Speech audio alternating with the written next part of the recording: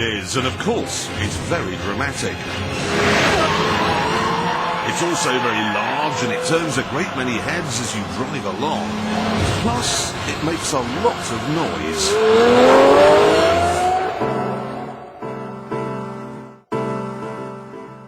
But if you actually look at it, it's not that outlandish. It was actually styled by a Belgian, same chap who did the Audi A2, and there are no big spoilers sprouting out of it. There are no rotating knives. There aren't even any machine guns. The vents only open when the engine gets really hot. The rest of the time, they're hidden away. There's a giant oil cooling aperture on one side of the car, but instead of fitting a fake on the other, they haven't bothered. There's no style for style's sake here. And look at the exhaust pipe. It's the same width as the Channel Tunnel, but there's only one, not 17 like you get in most hypercars. You even get a device that raises the nose for going over speed humps. This is all fine, but what's the point of a Lamborghini that doesn't have space thrusters sticking out of the side? Of course, you still get scissor doors, and when you step inside you find the steering wheel isn't quite in front of where you're sitting.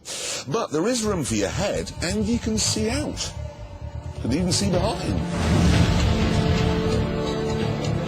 Then, when you're driving along normally, it feels very civilized. I mean, obviously it's not a Honda Civic. You can't turn left, for example, because the indicator stalk will hit your knee. And it does 8 miles to the gallon, or 4.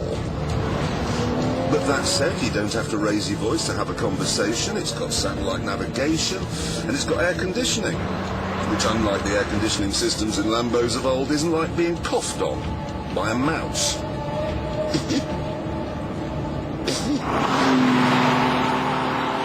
This is all very worrying. You see, it's 8 years since the Captain Sensibles at Audi took over Lamborghini.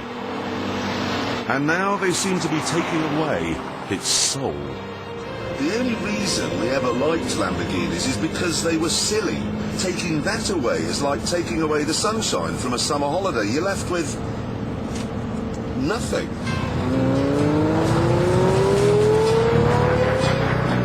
Except for one thing. Audi have replaced the lunacy with something else.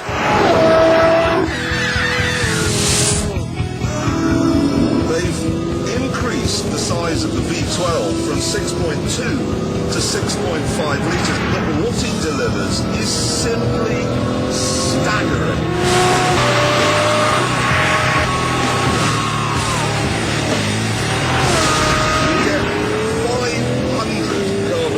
And 640 brake horsepower. That's more than you get from a Porsche Carrera GT or a McLaren Mercedes SLR. It's more than you get from a Zonda. The result is spectacular. This is not a light car, but my God, it's fast. Properly, savagely fast. 60 takes 3 and a bit seconds. The top speed is 200 and... Tell you what, let's find out.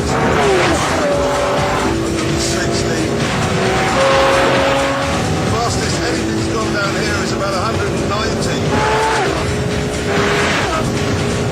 That's 200, we're quicker than anything ever. Look at that, 207. 207 miles an hour.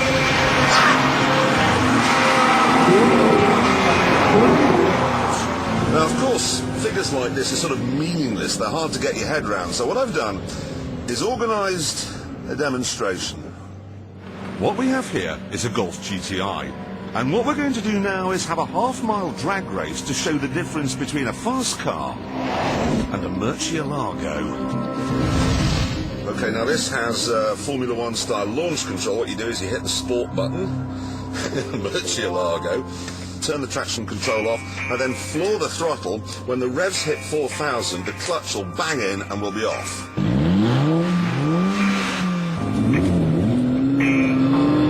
There we go.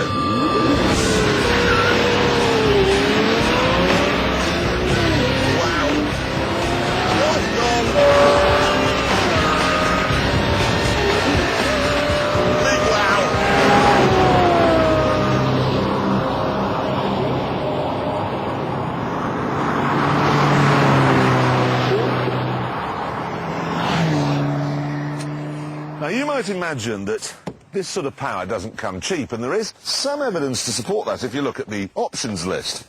That little bit of carbon fibre there on the centre console, £4,000. Carbon brakes, £7,780. If you want the brake calipers, these things, if you want those painting, that's £600. Transparent engine cover, you see that on the back? £4,000. Flappy paddle gearbox, £6,250. You'd need a flappy paddle head to spend that on one of those.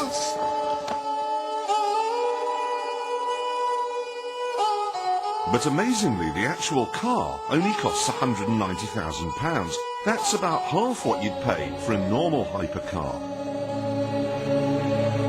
So, it's quite well priced, it's hugely powerful, and it's surprisingly elegant.